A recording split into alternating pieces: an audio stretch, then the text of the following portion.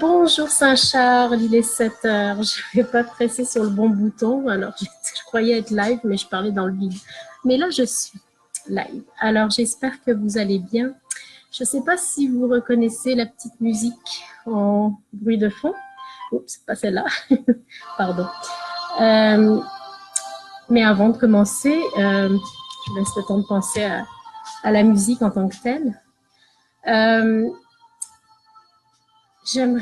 j'espère que vous êtes tous en santé, que vous allez tous et toutes bien, que vous êtes en forme et que la vie en confinement n'est pas trop difficile.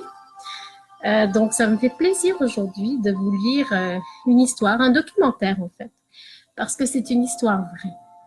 Alors, est-ce qu'il y en a parmi vous qui reconnaissent la musique que l'on entend en arrière-plan?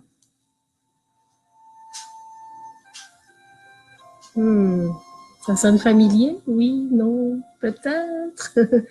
En fait, c'est la musique instrumentale qui avait été chantée par Céline Dion, nul autre que Céline Dion pour le film Titanic, qui est sorti en 1997 sur les écrans. Oups, pardon. Ça, être en direct, la joie du direct. Ok. Alors, sans plus tarder, je vous présente l'histoire, la vraie histoire du Titanic. Parce que, les enfants, oh, mon fils en arrière, nous sommes le 17 avril 2020. Est-ce que vous connaissez la date à laquelle le Titanic... Bonjour Logan et Emma. Bonjour Andrew et Denissa. Allô, merci d'être là les enfants. Est-ce que vous connaissez la date à laquelle le Titanic a sombré au fond de l'eau? C'était au XXe siècle, en 1912, donc cela fait 108 ans. Et c'est dans la nuit du 14 au 15 avril.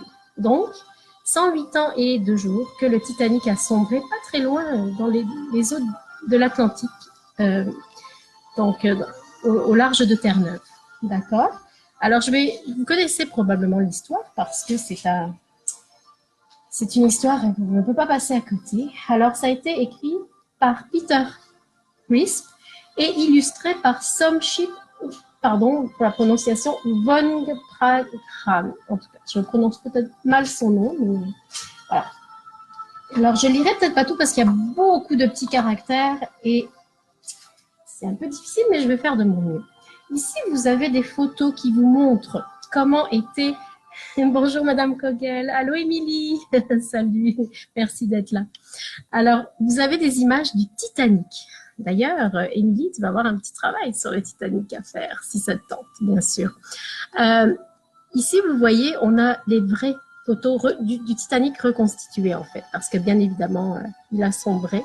On a retrouvé des vestiges du Titanic au fond de l'eau. Et donc là, vous avez la salle de séjour, vous avez la... Attendez, je vais lire, ça va être mieux. Alors, aucun autre bateau n'a enflammé notre imagination aussi vivement que le Titanic. Pourtant, il ne reste que quelques photographies en noir et blanc pour nous en faire une idée précise, du moins jusqu'à présent. À partir des plans originaux, ils ont créé des images en 3 dimensions, plus vraies que nature du paquebot. Donc, le paquebot, c'est...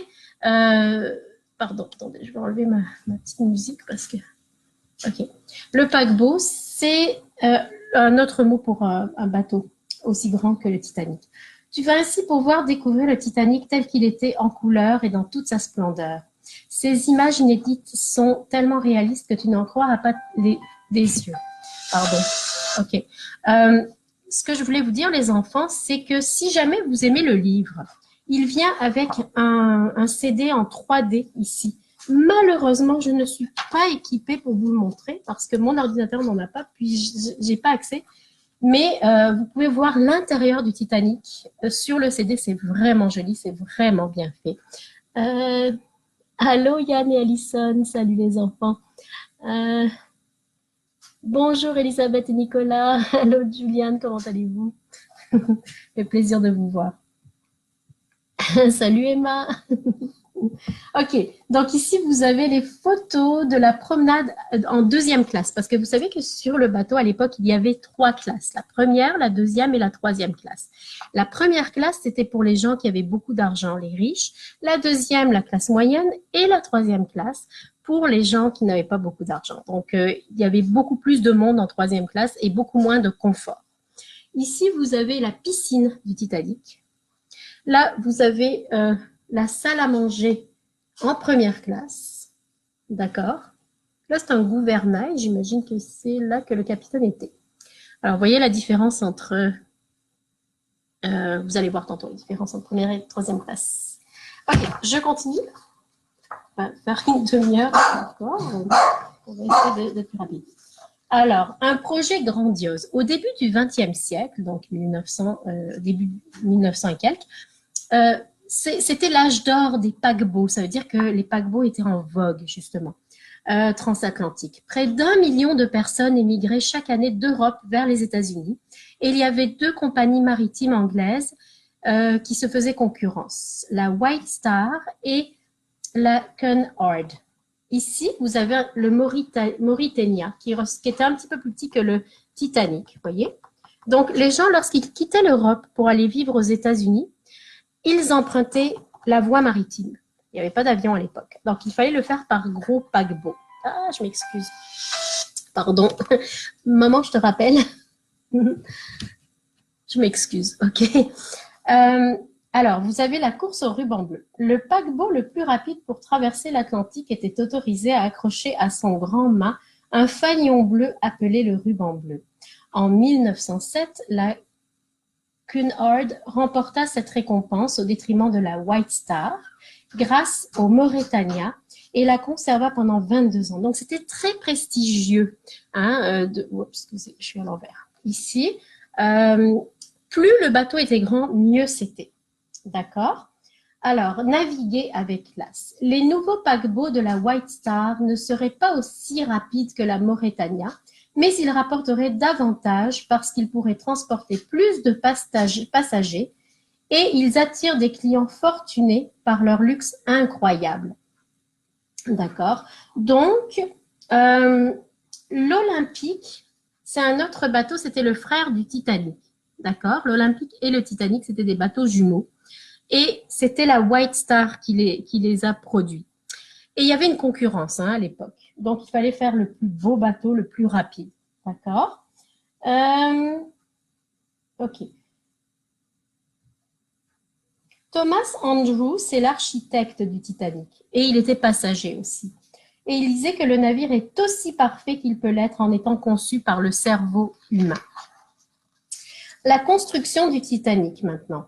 Les plans achevés, on s'attela à la tâche colossale de construire le Titanic et ses navires jumeaux, l'Olympique et le Britannique.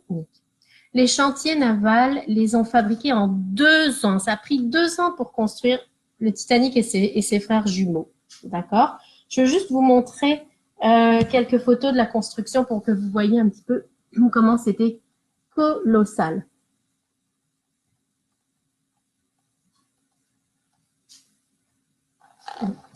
Je continue, parce qu'il y a quand même beaucoup d'informations, puis je vais aller... Alors, il a été prêt à naviguer le 31 mai 1911, après-midi. Le Titanic a été lancé. En un peu plus d'1 minute, il a glissé de la cale à l'eau, sous les acclamations d'une foule de 100 000 personnes. 100 000 individus étaient présents pour voir le départ du Titanic. Le jour du lancement, le Titanic n'était alors qu'une coquille vide, mais il pesait pourtant près de 26 000 tonnes, ce qui en faisait un des objets les plus lourds jamais déplacés par l'homme. Il fut poussé le long de la cale enduite de graisse grâce à une machine actionnée par le responsable du chantier, Charles Payne. Ok, donc... Ici, vous voyez le capitaine du bateau s'appelait John E.G. Smith. Alors, cap sur Southampton.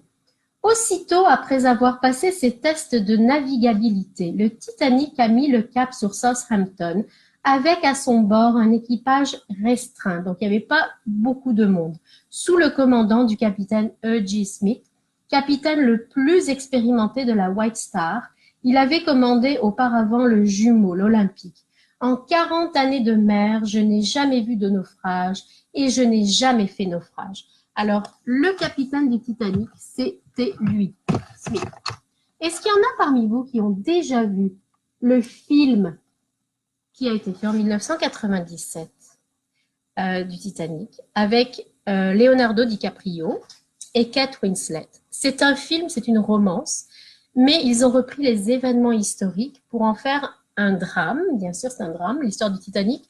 Et ce film dure 3 heures. La première heure et demie, c'est l'histoire de la rencontre de Jack Dawson, qui lui voyage en 3e classe, et de Rose, dont le nom de famille m'échappe, qui elle est une bourgeoise voyageant en 1re classe.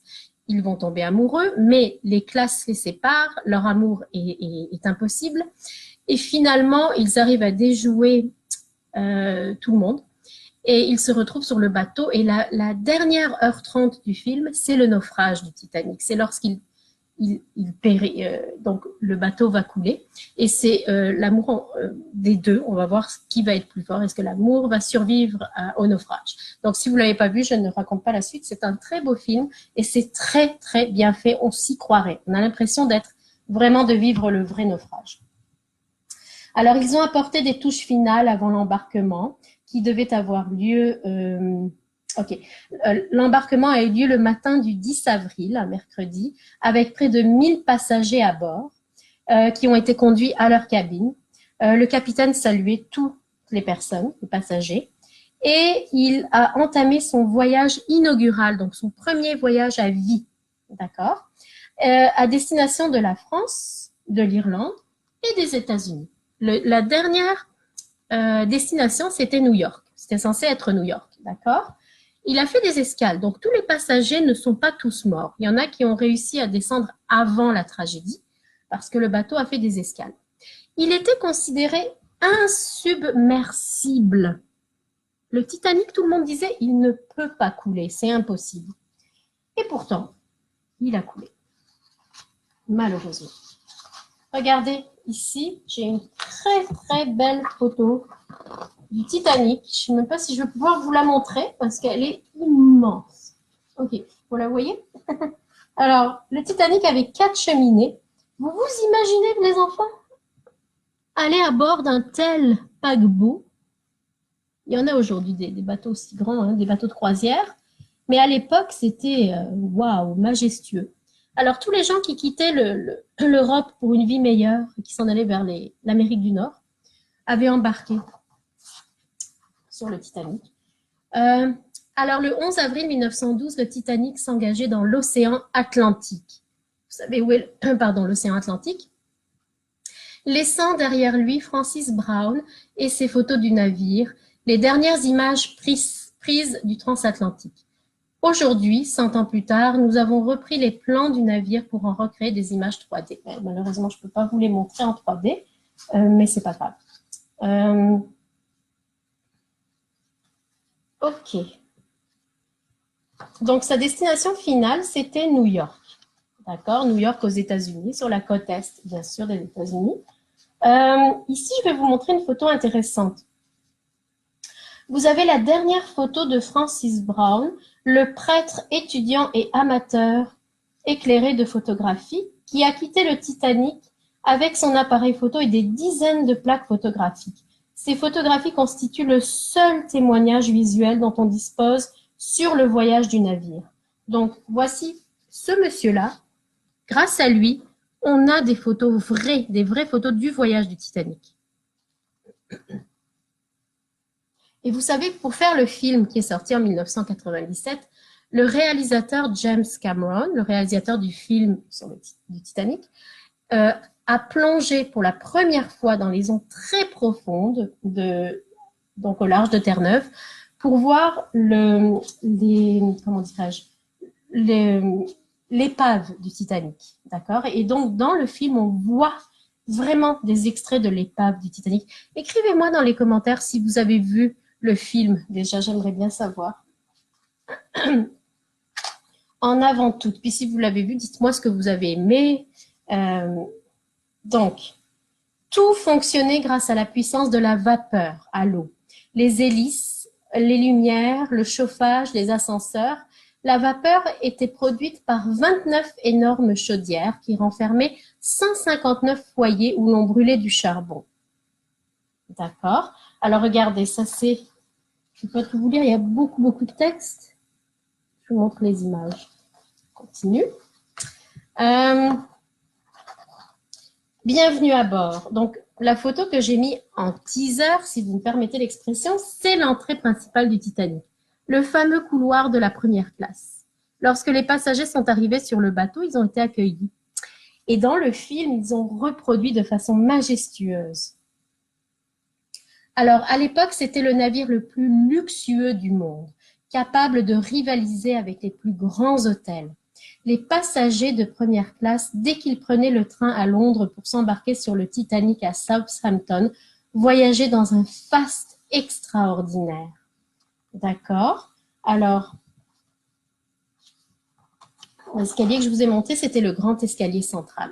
En première, le Titanic comprenait 39 suites de première classe sur les ponts B et C. Elles étaient décorées dans des styles différents, imitant celui d'une période historique particulière. Ces suites comportaient chambres, salles de bain, toilettes, salons, chambres supplémentaires pour domestiques. Une classe au-dessus. Toutes les suites et les cabines individuelles de première classe étaient situées au niveau supérieur, loin du bruit des moteurs à proximité du pont promenade. Donc, ils avaient un confort extraordinaire. Regardez, je vous montre quelques photos de ceux qui étaient logés en première classe. Donc, ceux qui avaient beaucoup d'argent, qui pouvaient se permettre de payer beaucoup plus pour être... Voilà. De fond en comble. À bord, il y avait quantité d'activités qui étaient réservées aux gens de première classe. Donc, ils pouvaient regarder, il y avait une salle de sport, un salon de thé, un pont réservé ici juste pour les personnes de première classe.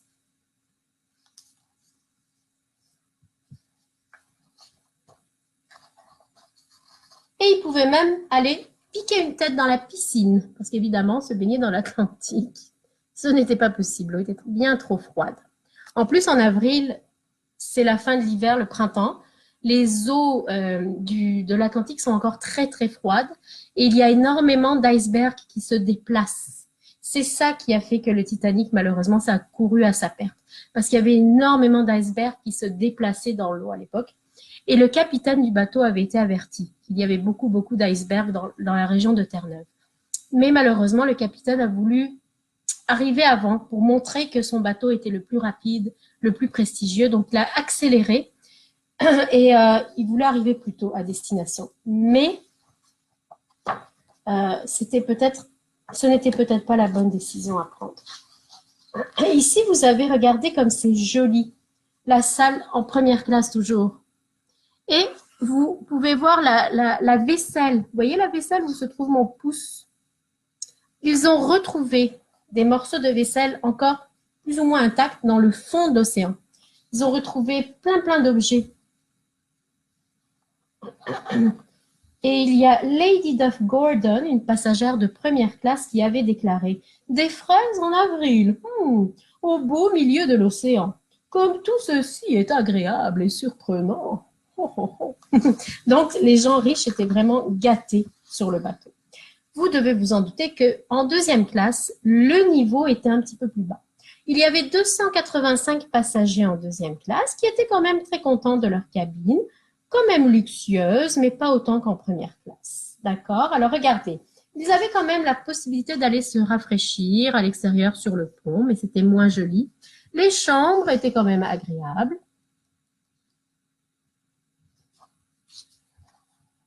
Probablement, à notre époque, nous aurions voyagé en deuxième classe et la première classe aurait été destinée aux gens comme les ministres, les gens qui sont à un niveau plus élevé, et la troisième classe, des gens qui ont beaucoup moins d'argent. Donc, pour vous donner une idée de la répartition de l'argent. Ah, vous voyez, il y a ici Lawrence Besley, un enseignant qui se rendait aux États-Unis pour les vacances. Lui était en deuxième classe.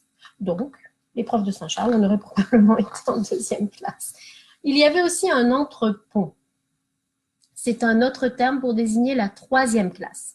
Alors, la troisième classe, c'était beaucoup plus pauvre. Les gens étaient plus entassés et c'est là que l'on retrouvait le plus grand nombre de passagers.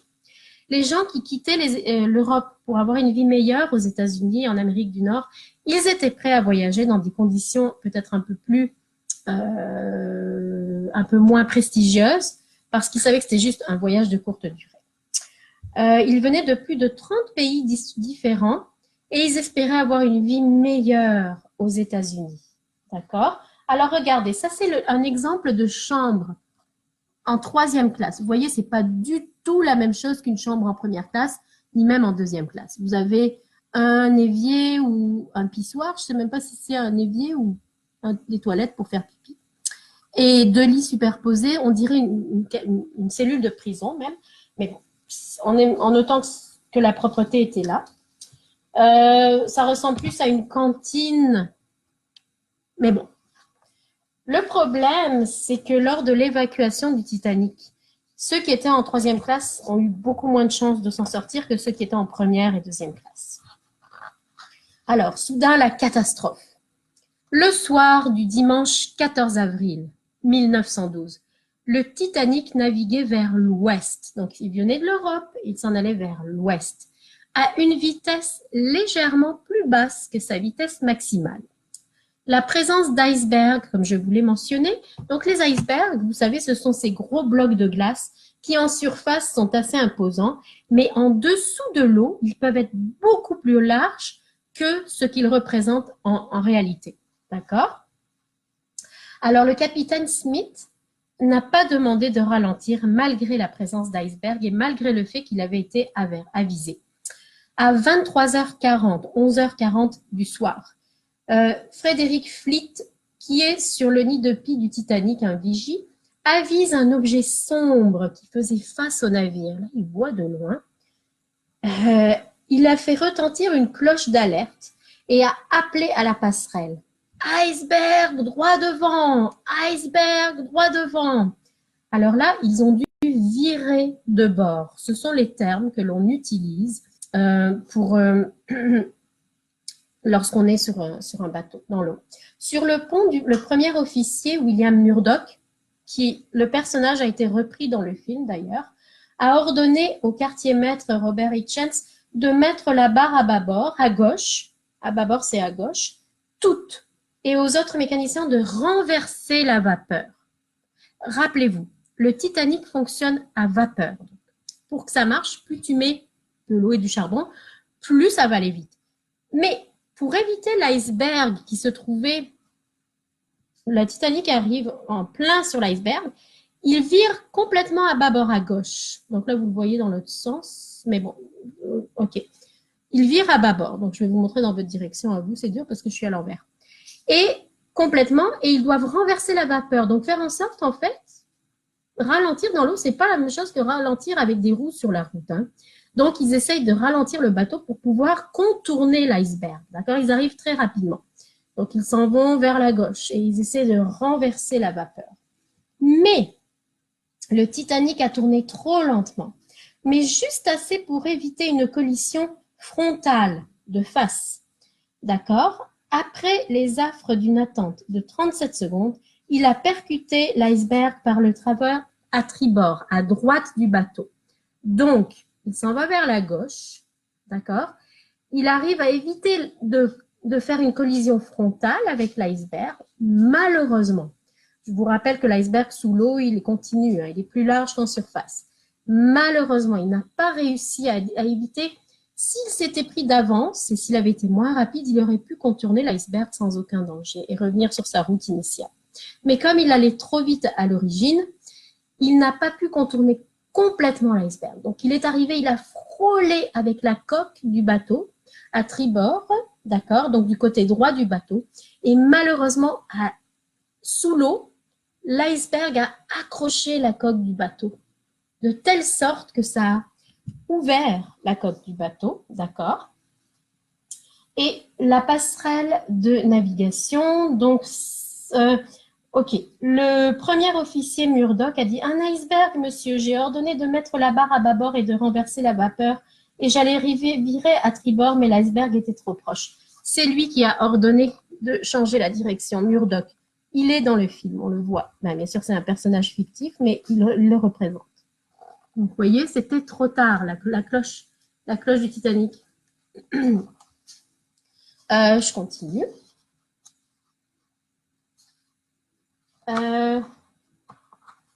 Pardon. Quitter le navire. Bon, là, vous allez voir une vraie photo du vrai iceberg que le Titanic a percuté. Peu après la collision du Titanic avec l'iceberg, Thomas Andrews, vous vous rappelez, Thomas Andrews, c'était l'architecte, celui qui a créé le Titanic, et le capitaine Smith ont examiné les dégâts. Andrews annonça au capitaine que le paquebot était condamné et coulerait dans précisément 2 heures. Rappelez-vous, il est 11 heures du soir, il fait nuit, il fait froid. La nuit était magnifique, étoilée. Il ne pleuvait pas, il n'y avait pas de tempête. Mais en avril, comme je vous l'ai mentionné, dans l'Atlantique, c'est encore très froid. Regardez dehors, moi je me manteau d'hiver encore. Regardez une photo de l'iceberg ici. Le vrai, il a été photographié dans ici, pardon. L'iceberg qui a été la cause du naufrage. Et là, vous avez un gilet de sauvetage. Malheureusement, il n'y avait pas suffisamment de gilets de sauvetage pour le nombre de passagers et il n'y avait pas suffisamment de canots de sauvetage, comme on peut voir ici, pour le nombre de passagers. Il fallait faire des choix déchirants. Alors, qu'est-ce qu'on dit quand on doit faire évacuer un navire qui coule? Les femmes et les enfants d'abord. D'accord?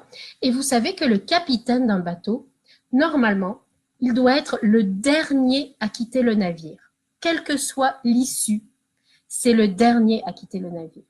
Donc là, on a rassemblé le plus de femmes possible avec leurs enfants pour les faire embarquer dans les canots de sauvetage, leur donner des gilets de sauvetage. Mais rappelez-vous, il n'y avait pas suffisamment de canots pour le nombre de passagers. Pourquoi n'y avait-il pas suffisamment de canots de sauvetage dans un bateau? Rappelez-vous ce que je vous ai dit au début. Tout le monde croyait que le Titanic était insubmersible. Ça veut dire qu'on pensait que le Titanic ne pourrait pas couler. Donc, on ne croyait pas important de mettre suffisamment de canots de sauvetage à bord. D'ailleurs, suite à cette tragédie, on a changé les règlements. Dorénavant, si vous allez sur un bateau, vous savez qu'il y a suffisamment de canots de sauvetage pour le nombre de passagers pour éviter qu'une telle tragédie se répète. D'accord?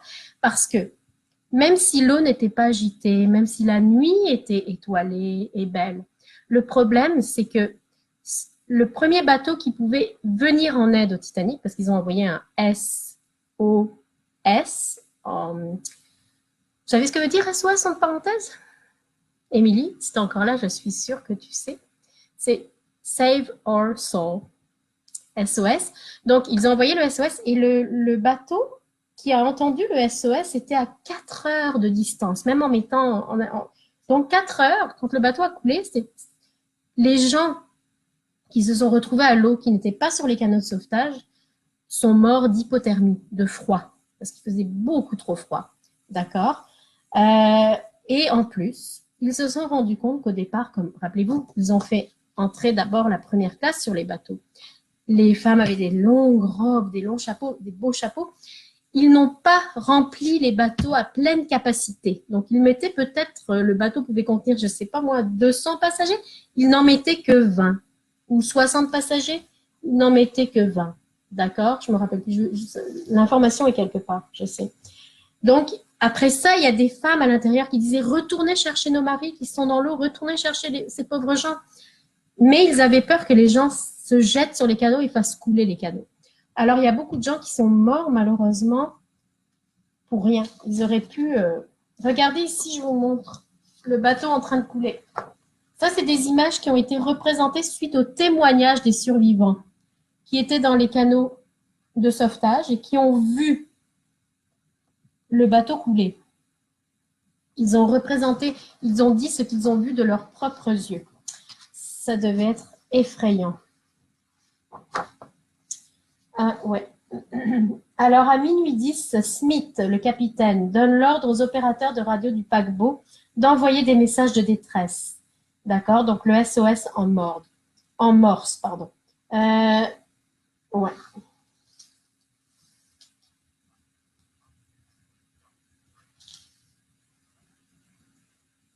Oui. Alors, voilà, comme je vous l'ai mentionné, chaque canot de sauvetage pouvait accueillir 66 personnes à bord. Mais au début, il ne mettait que 20 personnes pour qu'il soit confortable. Donc, non seulement il n'y avait pas assez de canots pour tout le monde, mais en plus, il ne les remplissait pas à pleine capacité.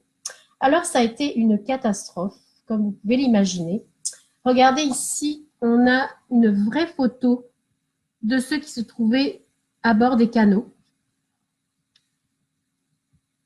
C'est le Carpathia qui est venu à la rescousse, mais qui est arrivé malheureusement trop tard. Un autre bateau qui a récupéré les gens qui étaient sur le bateau.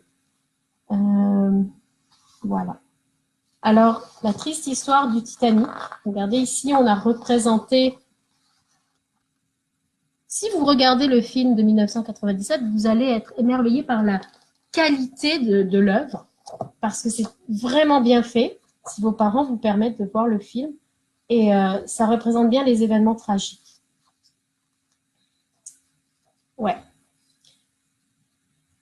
Ok, alors je vous montre notre photo. Vous regardez les survivants. C'est quelque chose, hein. Je veux juste vous donner des chiffres avant de vous laisser, les enfants, et les parents, et les profs, les collègues. Si vous êtes encore là, je sais que je parle beaucoup. Voilà. J'ai pas les chiffres, mais... Titanic. Oh, je l'ai manqué. Attendez, je voudrais juste vous donner cette information parce que c'est quand même important. Je suis pas bonne pour retenir les chiffres, malheureusement. Mais. Non, je ne l'ai pas trouvé ici. Ok. Ok, je vous le dirai la prochaine fois pour mon prochain livre. M'excuse, je ne veux pas vous ralentir dans vos activités. Donc, c'est ça. Dernière chose, après la tragédie, la nouvelle du naufrage du Titanic s'est répandue très rapidement à travers le monde. Partout, l'on fut à la fois choqué et fasciné par cette catastrophe. Au bout de quelques mois sortirent les premiers films, livres et chansons sur le Titanic. Il y a eu d'autres films à part celui dont je vous ai parlé. Pendant des semaines, les journaux remplirent leurs colonnes de la catastrophe du Titanic. Oui, alors il y a eu 1517 personnes qui ont disparu en mer. 1517, d'accord. Des leçons de la catastrophe, parce qu'à chaque fois qu'il arrive une tragédie, les hommes apprennent, hommes avec un grand H, apprennent de ça et font des changements pour éviter que les tragédies se répètent. À New York et à Londres, des commissions d'enquête travaillèrent à déterminer les causes et le déroulement de la catastrophe. Elles conclurent que le Titanic naviguait beaucoup trop vite, vu les circonstances, et elles ont préconisé que tous les passagers devaient avoir une place à bord des canots de sauvetage. Voilà. Voici le film dont je vous ai parlé, qui est sorti en 1997. Alors là, ça c'est un plus vieux film, A Night to Remember. Et ça, c'est le plus récent qui est sorti, qui dure 3 heures, avec Kate Winslet, Leonardo DiCaprio, et c'est un film réalisé par James Cameron. Si vous avez la chance de le voir, les enfants, faites-le, ça vaut vraiment la peine.